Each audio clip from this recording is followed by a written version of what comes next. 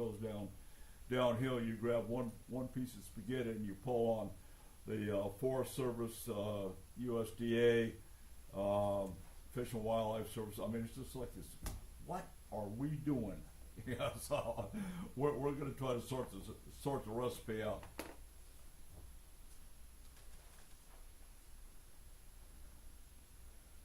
Oh yeah.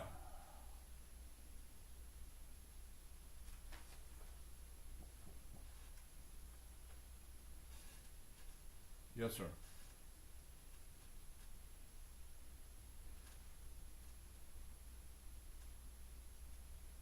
Yep.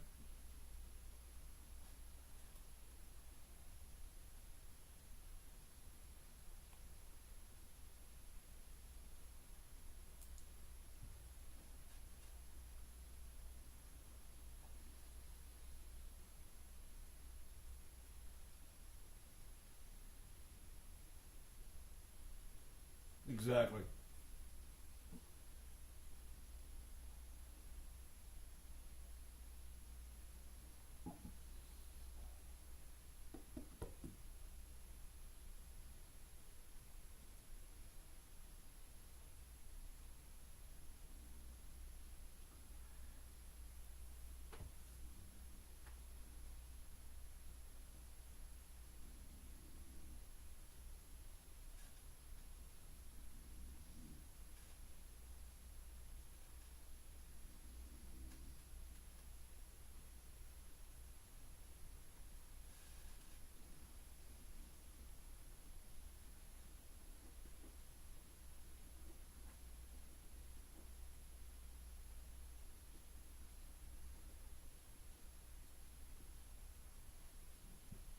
Of course.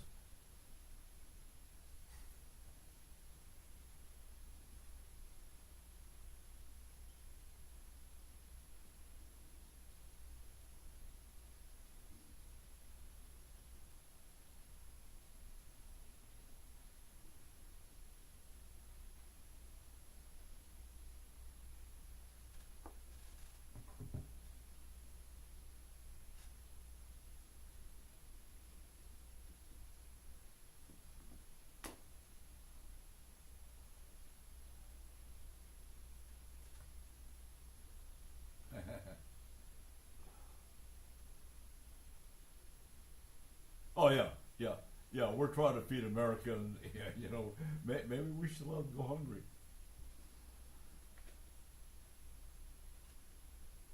Well, Tim, and I don't want to get started on this and pick on the Forest Service unnecessarily, but we had the 4 Fry program that went away. They were supposed to go in and reduce the fuel on the ground. They didn't want to do that. 6B up there where you guys are, they had 2021. We had the Raphael fire. They had enough air assets to put that fire out in a day and a half. I know that for a fact. So whatever the supervisor says is a bunch of crap as far as I'm concerned. They let that thing burn 80,000 acres, clear down to Cottonwood damn near, and then this pocket fire, same thing. They could have put it out another 40,000 acres. They may as well just go ahead and light the rest of the, Rogers Lake and Mill Park, Fry Park, and just go ahead and let it burn, because they're not taking care of the forest. And if you look at their funding, where does it go? It goes into incident management. So instead of being in the business to fight fires, to me it looks like they're in the business to start fires. Because you look at Telegraph Fire, the damage they did with their backfires. Our good friends Griffin over there on the X4, they came in and started a backfire on that Sycamore, and burned up another, 2 more drinkers, 2 more tanks, and 3 miles of pipe. Said, oops, no.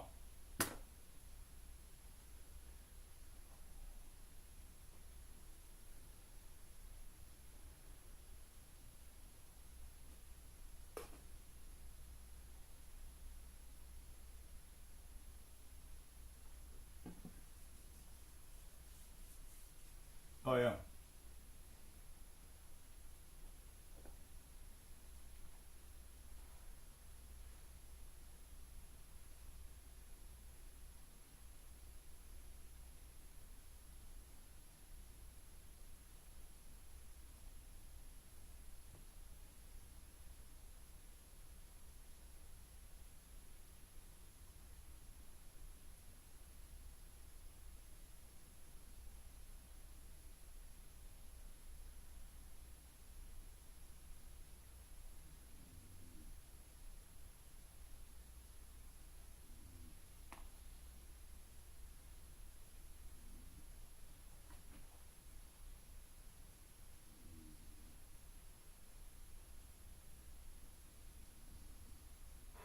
Yeah, it is. Hold that thought. We've got to flip into a hard break. Come back. I want to get comments from Chris Rich and find out about beef tallow. I had to laugh this morning because I've been using it to smear on my face to get rid of wrinkles and sunspots and all that kind of thought. I'm going, God, I'm supporting Tim. Oh my goodness.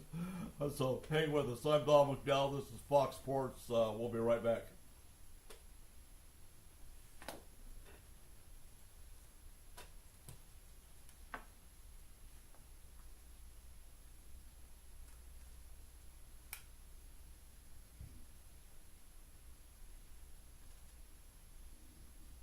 What?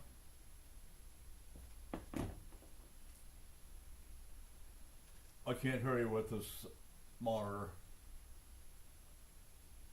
Yeah.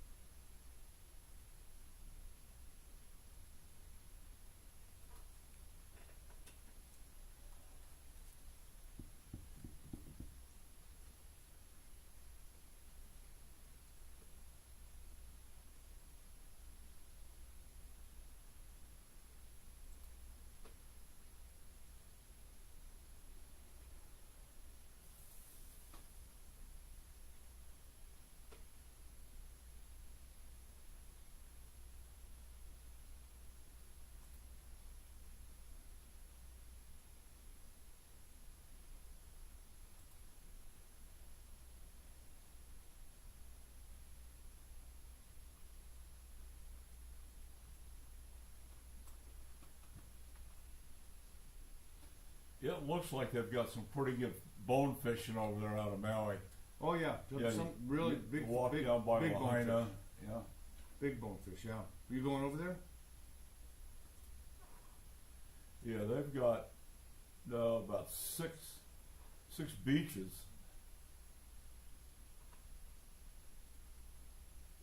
They call it walk and wade. Yeah. It's not necessarily a destination location, but if you're going there, that's when guys. Huh? It's not a destination for fly fishing. Yeah. But if you're over there, there's fly fishing to go do. Your life.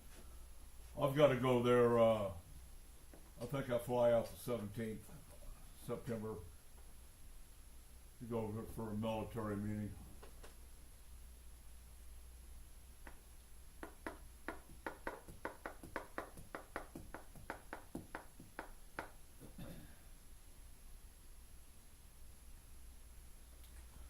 Okie dokie, we're back. Thanks for hanging with us. If you just joined us, we have Chris Rich in the house from AZ Fly Shop, where the adventure begins. And then we have Tim Peterson, rancher and all around pretty good guy up in the Prescott area. Tim, you know, you and I were talking some time ago, and you mentioned beef towel. So, what exactly are you doing?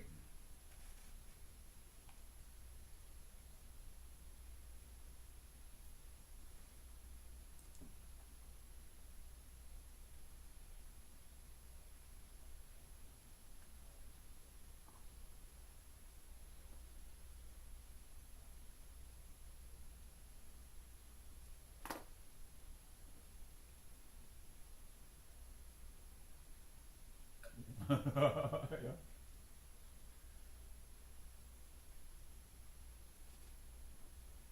I love it.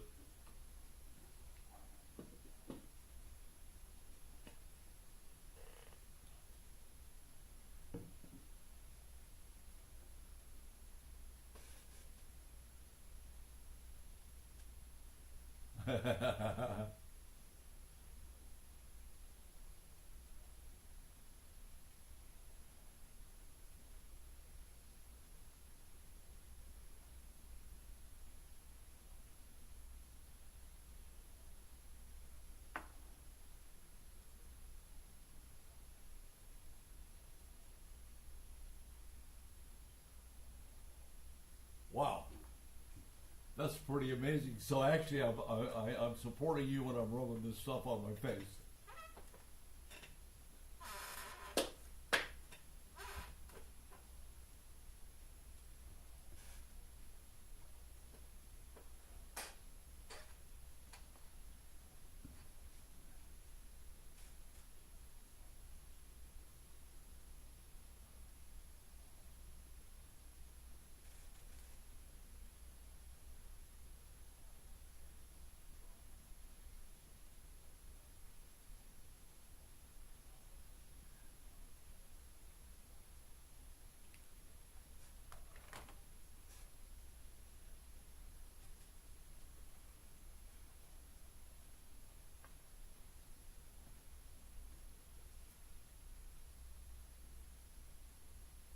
I lost you, Tim.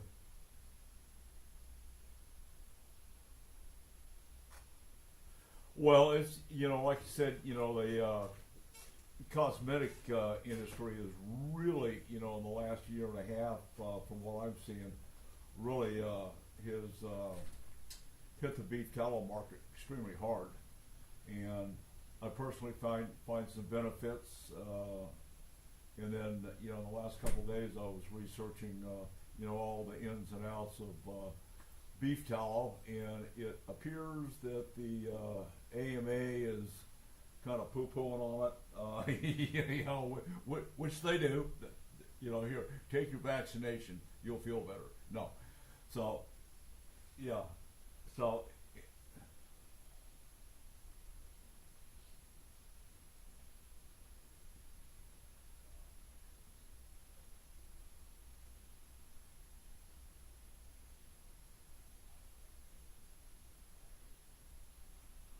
exactly.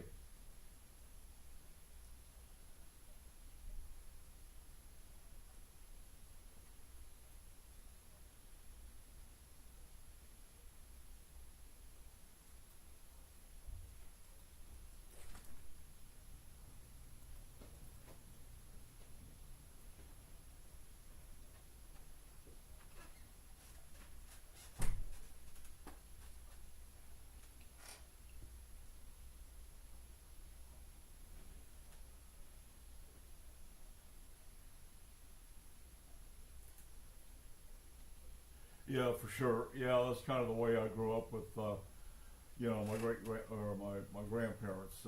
But anyway, Tim, we're moving ahead with trying to solve some issues, trying to get some dialogue going with the federal government, the major departments and agencies that we have to contend with, that we have to coexist with. And our mission is to sit down at the table with them, have a conversation, and see if they're conducive to coming up with some kind of a work-through solution to some of the problems that they have initially that we have, because they have, you know, I mean, it's, again, you know, I hate to go back to the spaghetti thing, but that's exactly what it is. So what are we missing? Who do we need to address? What are some of the issues? You've got my hit list. What do we need to do here?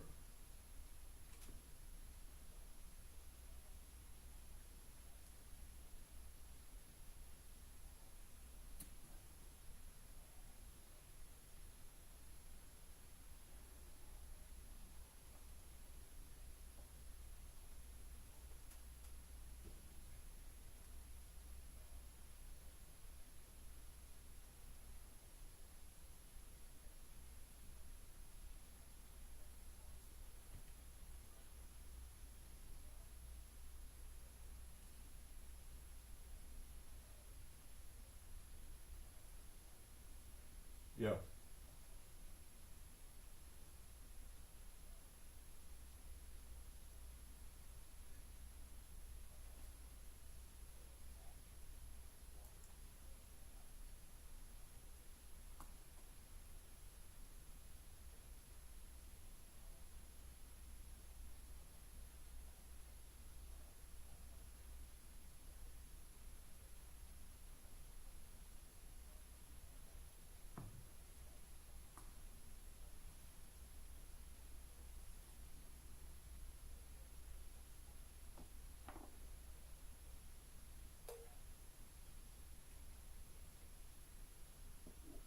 Wow.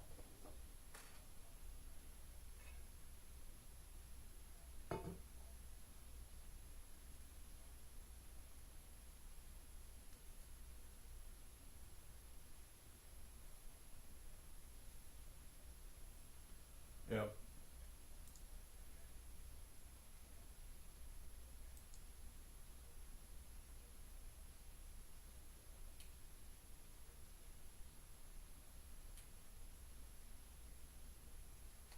That's a mistake.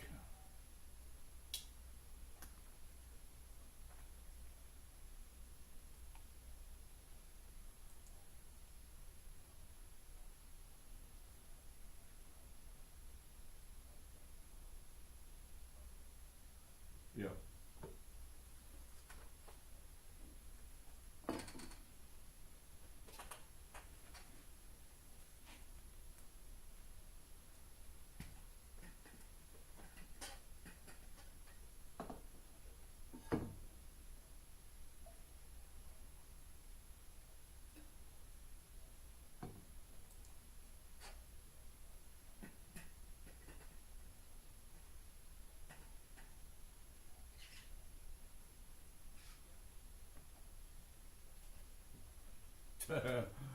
Yeah.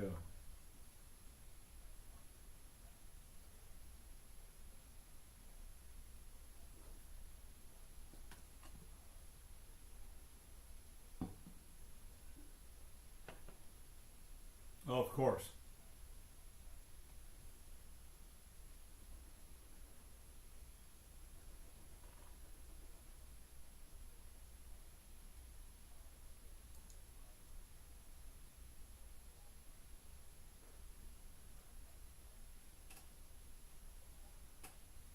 None.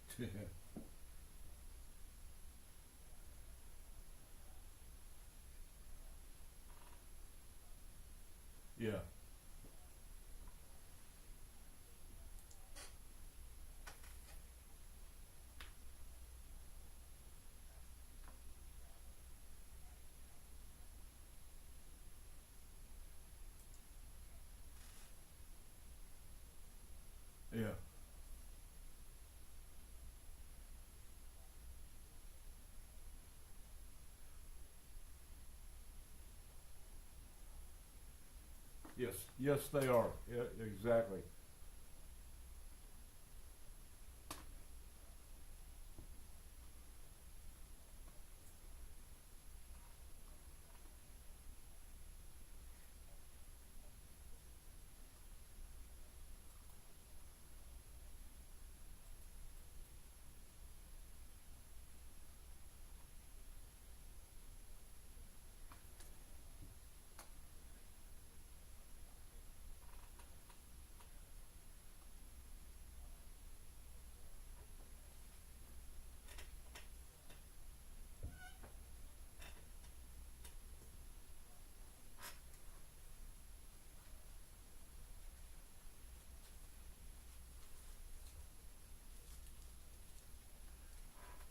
Well, that's Tim. Right now, that's what we're going after. We've got so darn many honorable projects held up by lack of NEPA. We're going to do that.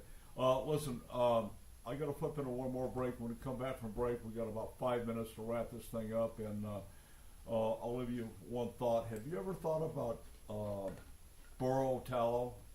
I mean, just saying. Yeah. We'll be right back.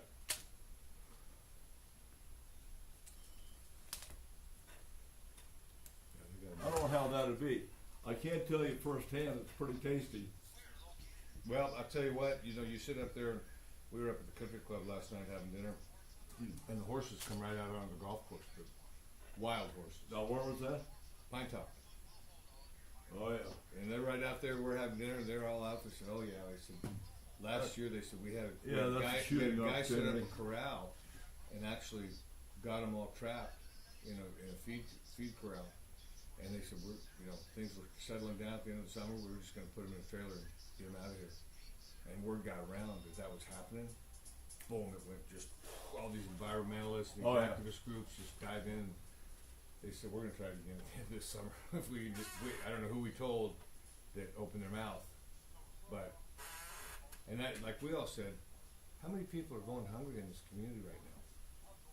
Food, Yeah. right there. Yeah. If you were north of the border, that's what they'd be doing. Oh yeah. Well, we consumed pork flesh until the 70s, and recently, June 30th, I did a paper, an op-ed that went to Bureau of Land Management. They call for comments again, which is a bunch of BS, because all it is they get the antis all fired up, so they don't have to do anything. Just status quo.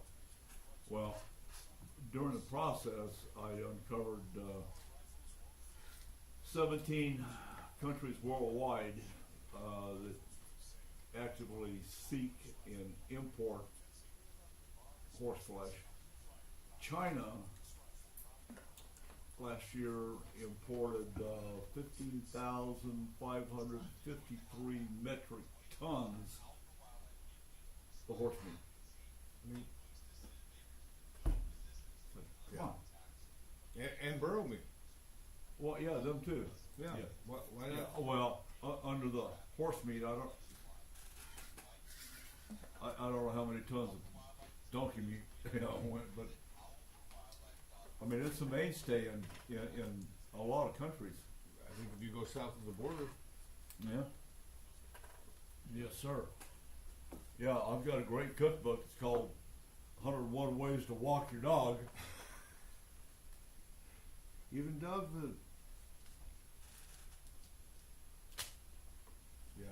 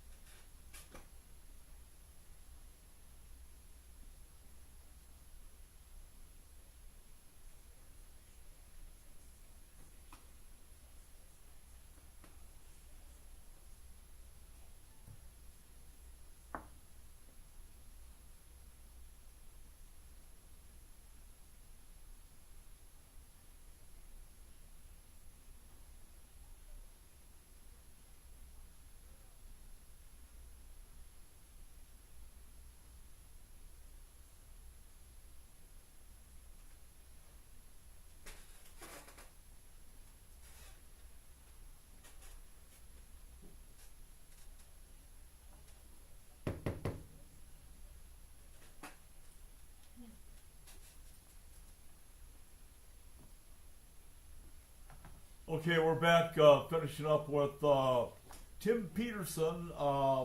Boy, I'm really learning a lot from your commentary, especially on the beef tallow thing. You know, I'm really glad to see you doing that. You know, and I would recommend anybody go to Dr. Google and look at beef tallow benefits. You'll be all over it. Tim, I don't know if it's making me look younger, but I can run faster and jump higher. Yeah, it's certainly more slippery.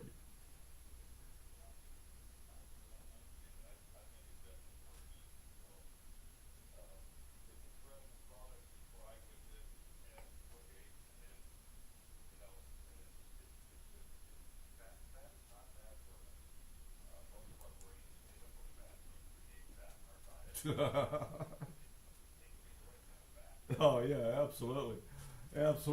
Okay, in getting this thing closed up, I thank you so much for joining us on the telephone. I'd love to have you in the studio. Tyson Stewart's here, a rancher farmer, and he's always got good things to say, and you know, get a dialogue going between you two guys on what you're doing up there, what we're doing down here, and you know, maybe get Zeri May or Buck Du Bois in here. Pete Neto would be good. You know, get all the key figures from the major cattle growers association statewide. You know, from the county side, and just have a big giant round table. Yeah, I think I'll work on setting that up. I've got to talk to Pete in the morning. He's got some trick tanks he wants to redevelop. And same thing, I don't know what we're going to go through with NEPAs, but you know, I think that, you know, since it's within the original footprint, I don't think we're going to have too many problems. So, anyway.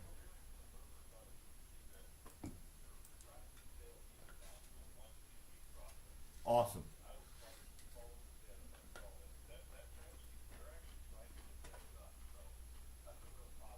Well, that's why we're pushing. We're trying to have these conversations and help kick that can down the road and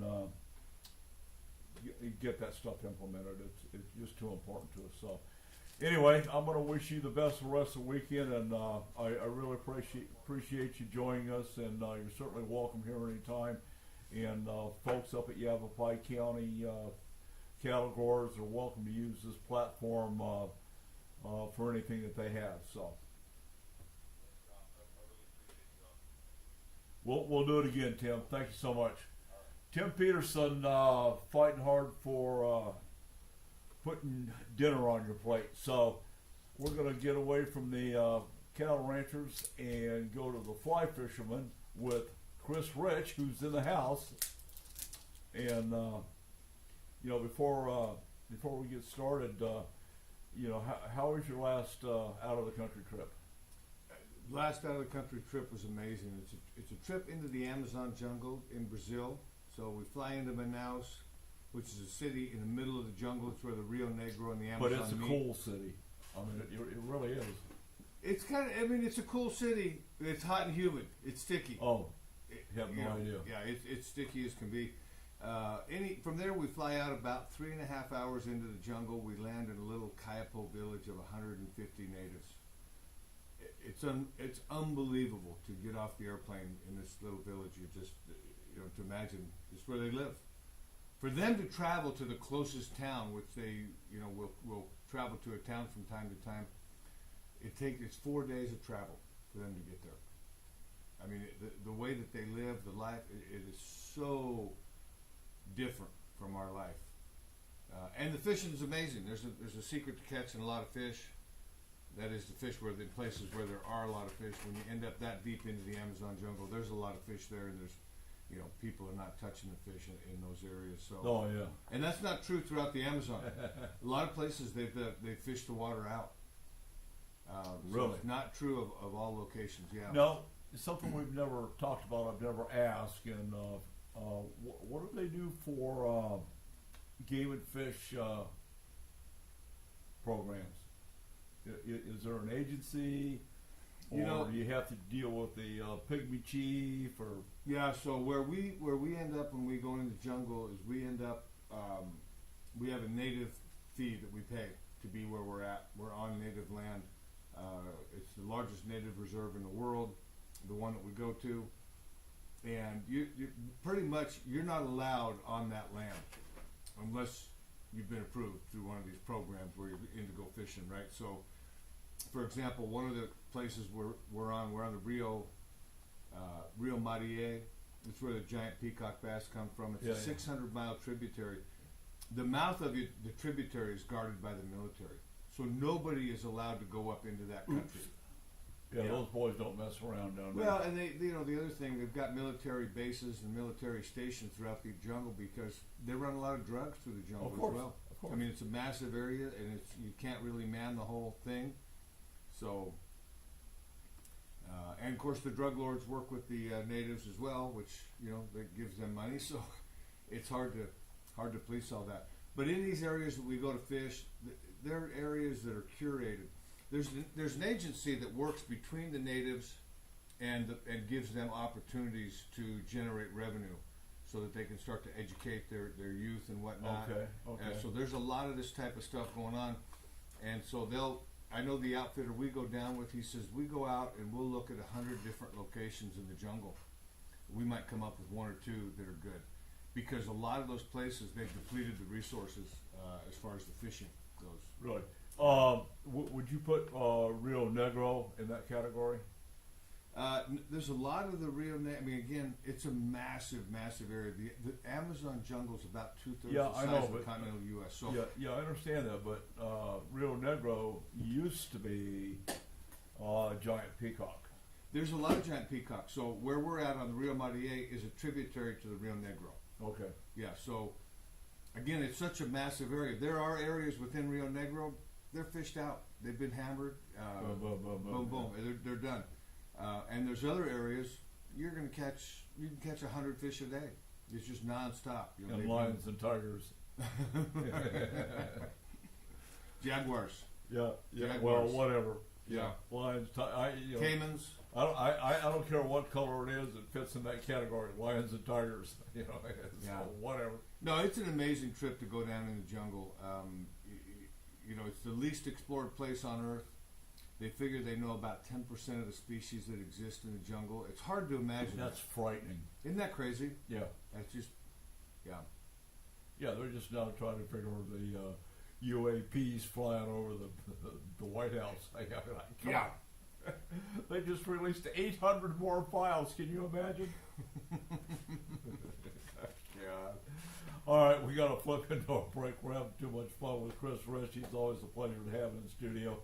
When we come back, we're going to talk about some of the opportunities coming up through the AZ Fly Shop at 3254 East Cactus Road, just west of the Area 51 freeway. I'm Don McDowell. Chris Rich. We'll be right back.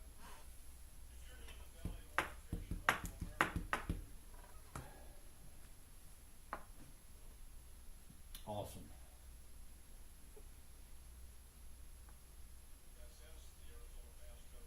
You going to go to the Hall of Fame dinner coming up for Game and Fish on the 22nd?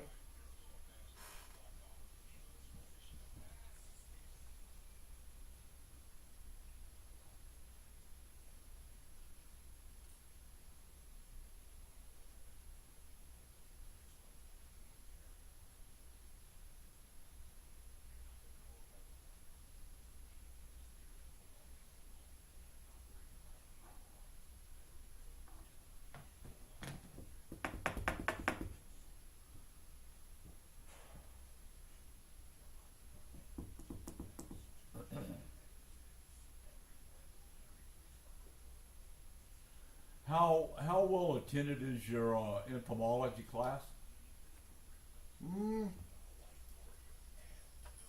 It's not one of our biggest classes. We do it once a month. Yeah. And we probably get 8 to 10 people in it. Okay. It's not a beginner type class. It's more of it's not a class that we push a lot of people to go into. It's people the guy, especially the guy that teaches it, he does not want to have a lot of beginners. He wants to have people that they kind of have an idea how to fly fish. Oh, okay, because what happens if you don't do that, then people get stuck on things that is not really the class, not really. Well, I'm going to ask you, since that is a 101, and you have that,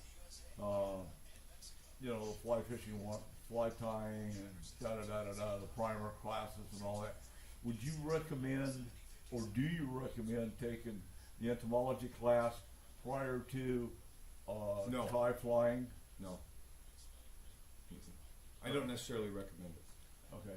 But some, you know, I mean, the guy that does it, he works for Game and Fish. He's Yeah. got a degree in entomology, and he's got the test tubes with the little bugs in it. You know, the live, and you see them. Yeah, I understand that, Yeah, he's but if got you that sit soap. down, not necessarily in your shop, but if you go home and you get your supplies, how do you know what the hell you're tying?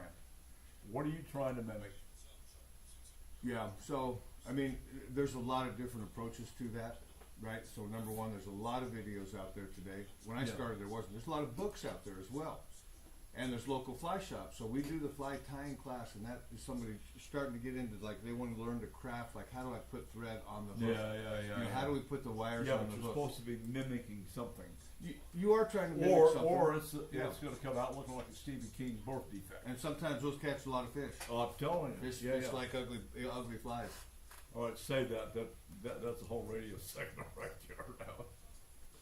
No, that was good. Fishermen like pretty flies, fish like ugly flies. Oh yeah, yeah, yeah. The flash, catch fish, yeah, but you got to catch a fish one, yeah.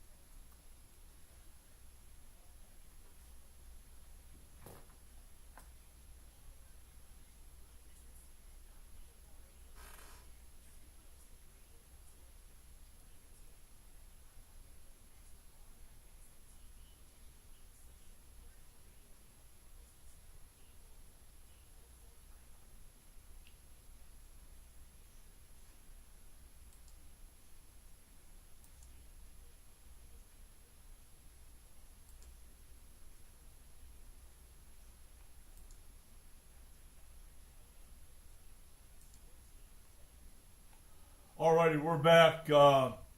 Chris Rich is.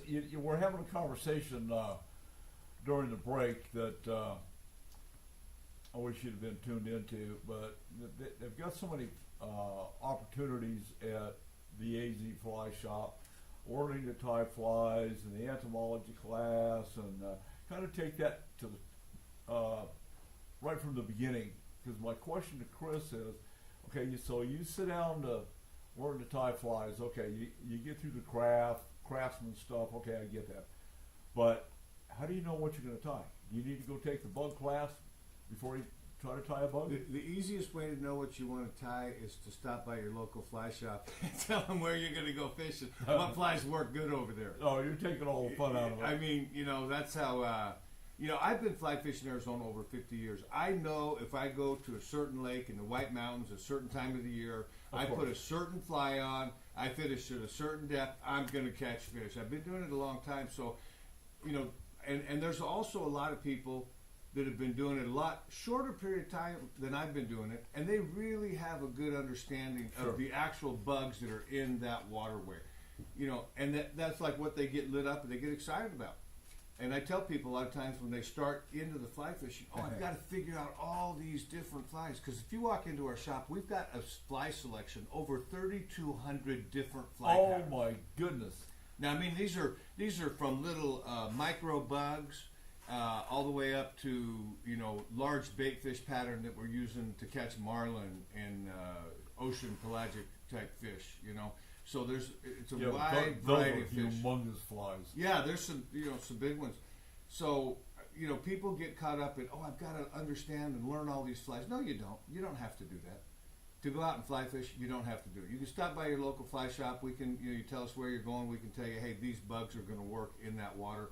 And then as people say, hey, I want to get into fly tying, I mean, oftentimes we start with real basic, learning to put thread, learning to put the thread and the wire and the material and capture it and start to create that. Of course.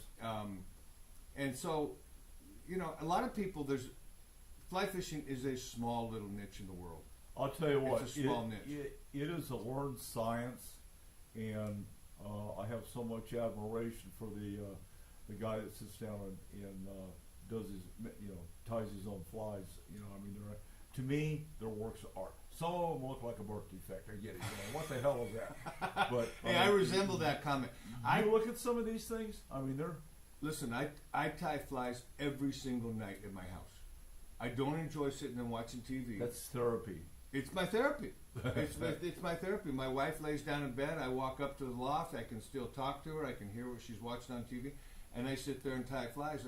Now, I get to fish a lot of different places around the world, and so because of that, I get to tie a lot of different type of patterns that I'm tying for trout, for peacock bass, for ocean fish. Lots of different variety, right? So it keeps me interested, keeps me engaged, and I mean, like this last weekend, fishing little tiny ants that I've tied up in the White Mountains on the creeks. They've worked for 50 years. Boom. And they continue to work, right? It's not a lot of magic in trying to figure that out. So a lot of my flies, what I'll do is I'll see a pattern, and it works real well, and I'll just copy it from someone else. Sure. There's a lot of that goes on, and so. Well, but when you get into fly fishing, in the fishing industry, we call that monkey see, monkey do. yeah, that's Yeah. Absolutely. But when you go into fly fishing and then fly tying, that's a small subset of people that like really want to get into imitating those patterns. And some people, the entomology course, you asked about the entomology course. It's a fantastic course, and really to learn the bugs and see exactly what they look like, in the liquid that they preserve them in. And you look at the imitations that the flies that they tie for them, they're oftentimes pretty doggone close. It's amazing what people have learned how to do. Yeah, and the other aspect, it's like immersing yourself into a world of miniature. Seriously, I mean, some of these things are a little bitty. I mean, the most famous place for the little tiny itty bitty flies is the San Juan River up in northern New Mexico. Yeah, it's an unbelievable trout fishery. It's a tailwater coming out of Navajo Lake, and oftentimes you're catching fish on size 24, even a size 26, little tiny mid. You can hardly see it. I mean, for a lot of us, we can't see it. We have to have somebody tie that little fly on for us.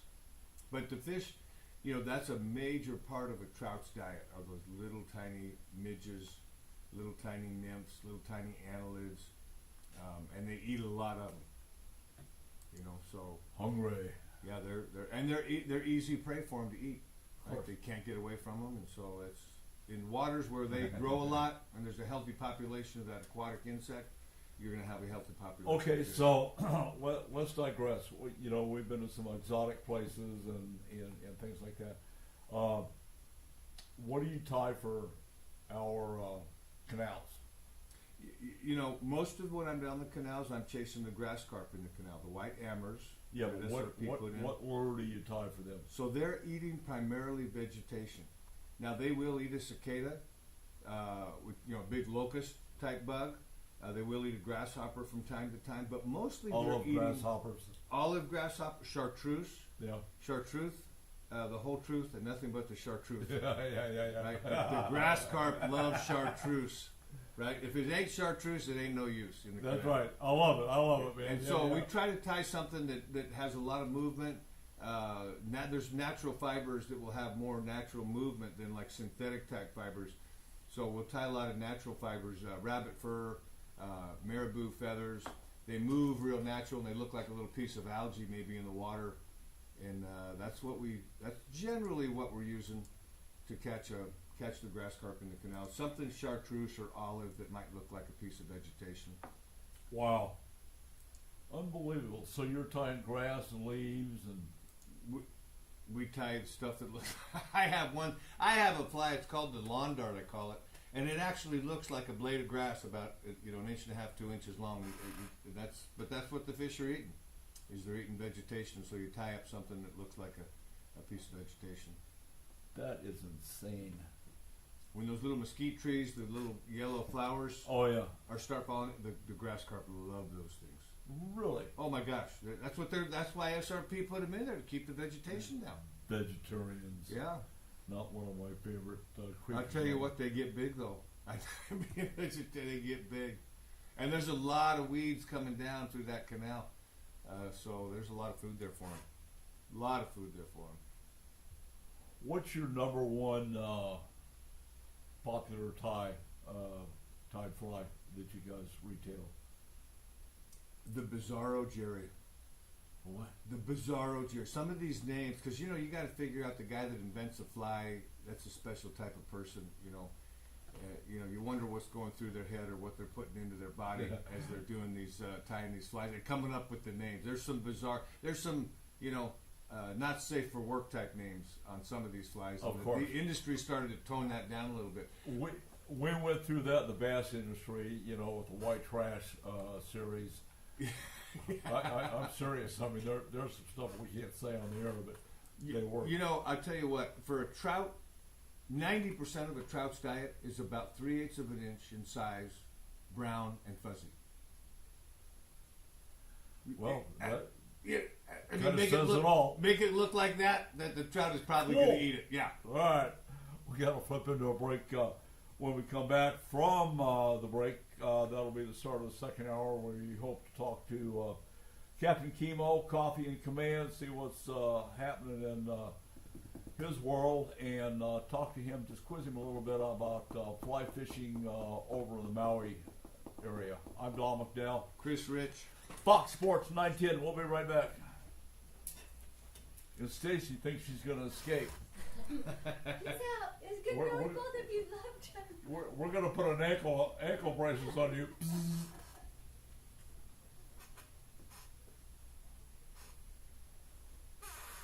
Woo!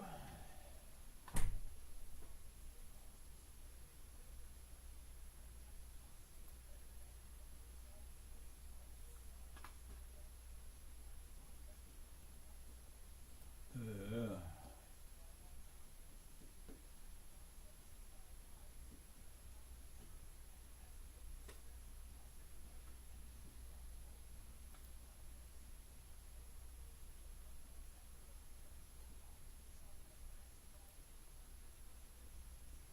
Boom.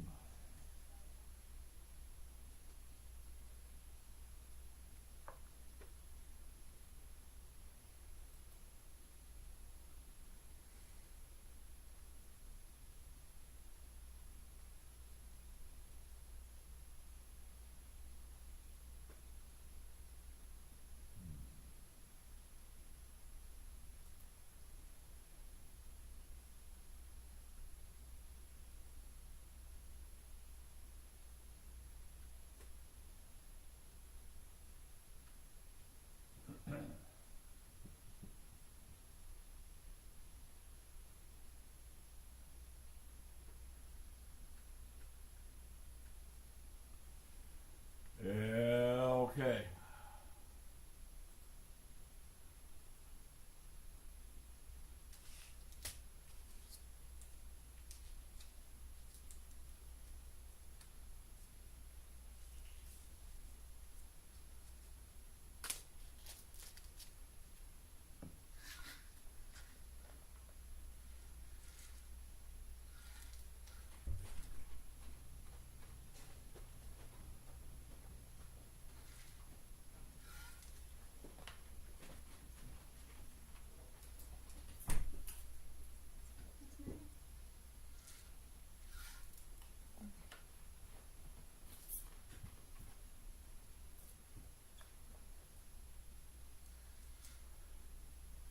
I saw the funniest thing this morning. As I leave my house, there's a park across the street, and there's a storm drain, and there was pigeons getting gravel on the sidewalk, and there was 3 little baby cats about this big.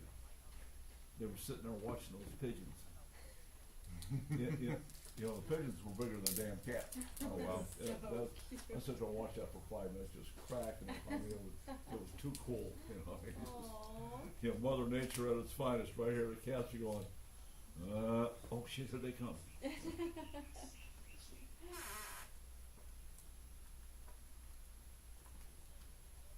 Got chemo.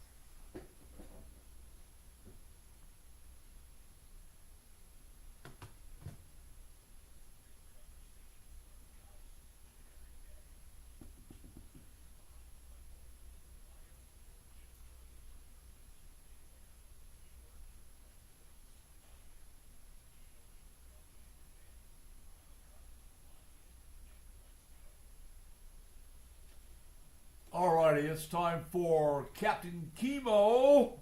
Hello, what's happening?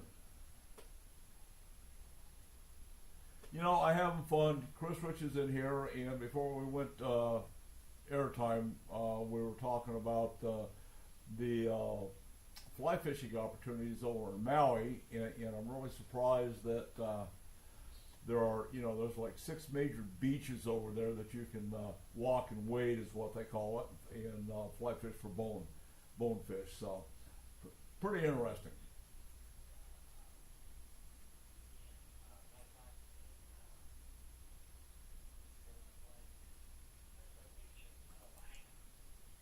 Yeah.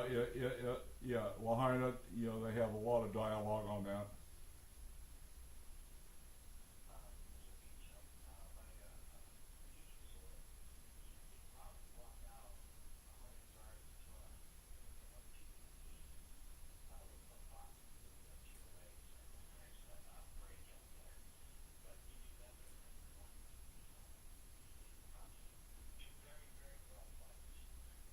Well, here's rule number one. You know, I've had the opportunity to fish in some really great places, similar to Chris Rich. But one of the things I've learned is shark attacks historically happen in less than 3 feet of water. So when you're talking about wading waist high in ocean water, the term is no. I don't think so. It's the same thing when you're fishing in Brazil or Louisiana. You know, there are places in Louisiana that are more wild than the Amazon. You don't get out of the boat. Period. No.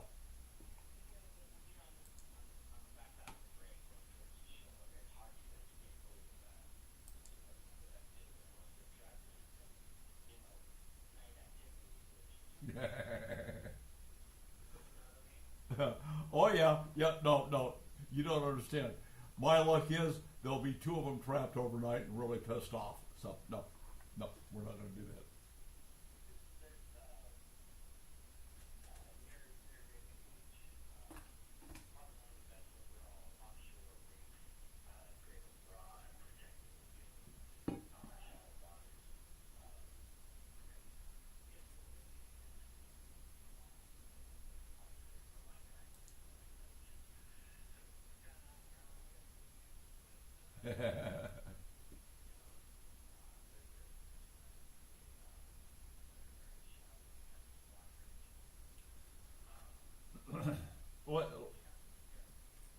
Of course. Let me ask you, what one they talk about is called Coast Guard Beach.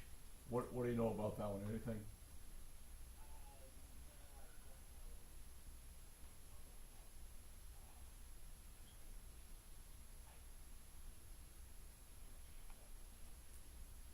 I'm looking at some stuff on the internet.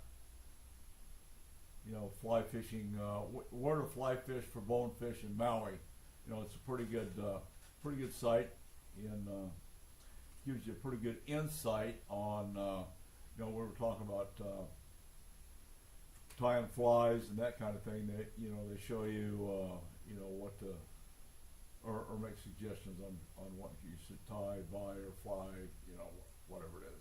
So, anyway, what's going on with Kanaka-Koa Hui Armory? Anything? Any updates?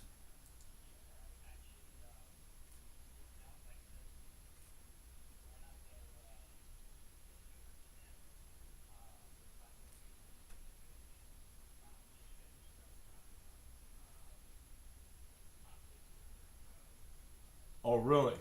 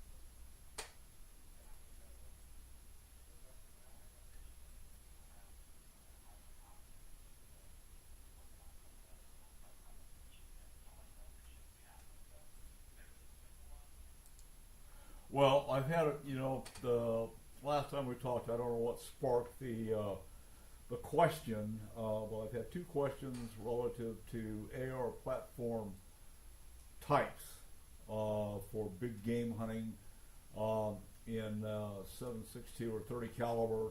What are you recommending?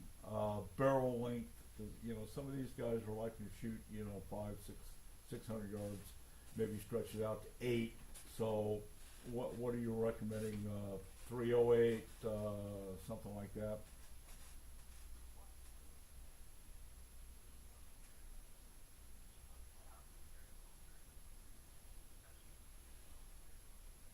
Well, we do different things, and the short barrel that certainly has a place in our life, but you're looking at 20 24-inch barrels. I know guys that are carrying 26s, for long range sniping or hunting.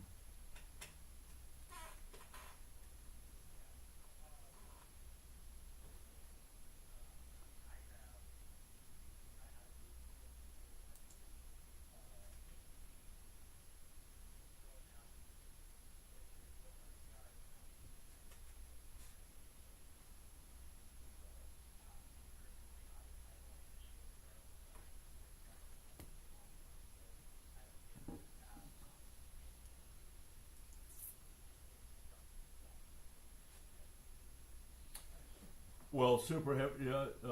Define that because most of our long guns, for sporting applications, are about 9 pounds, 9.2, 9.3, and up from there, depending on how much stuff you hang on them. There's a couple applications on one of my weapons. I have a bipod that it elevates to the point where I can sit down, sit straight up, and have a supported shot, and it, that thing's well over 10 pounds, about 10.6.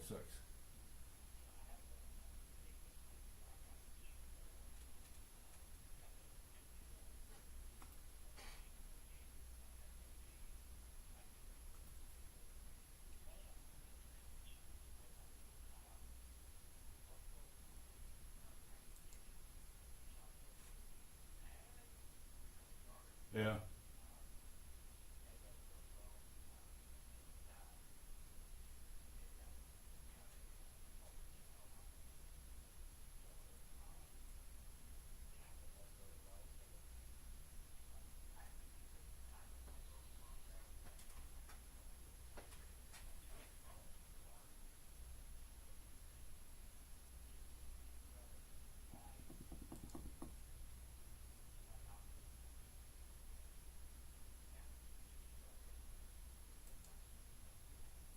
Yeah.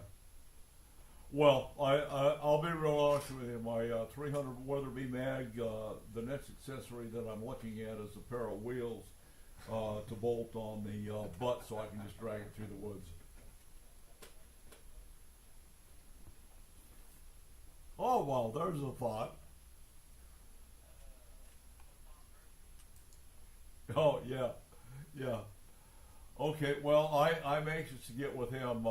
We've got a couple of excursions up north looking at ranch stuff, and a couple down to Yuma, and I will definitely be looking up Big Daddy and see how that new leg's working out. He was supposed to get the upgrade on the spring and see how he's doing. So, he's talking about running races and jumping high and doing all that kind of. I'm serious, Chris.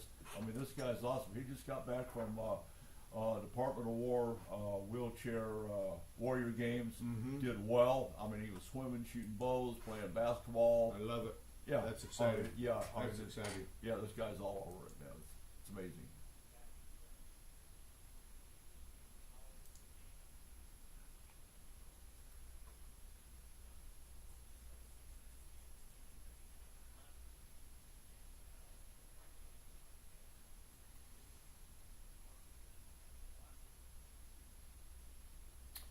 What's the hunt all about?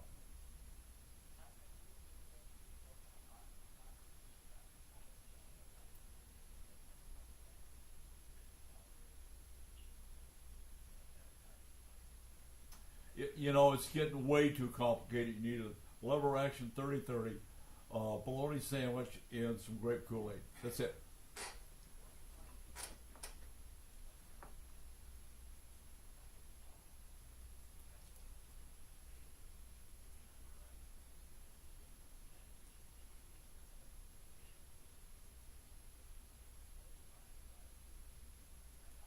That's pretty amazing.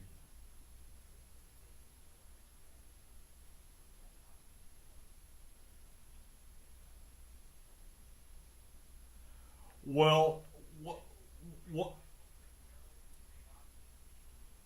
Yeah. Well, one final question before we kick you loose. How's my lever action 30-06 in a AR platform coming? Okay. Yeah. Oh, that's good news. Yeah.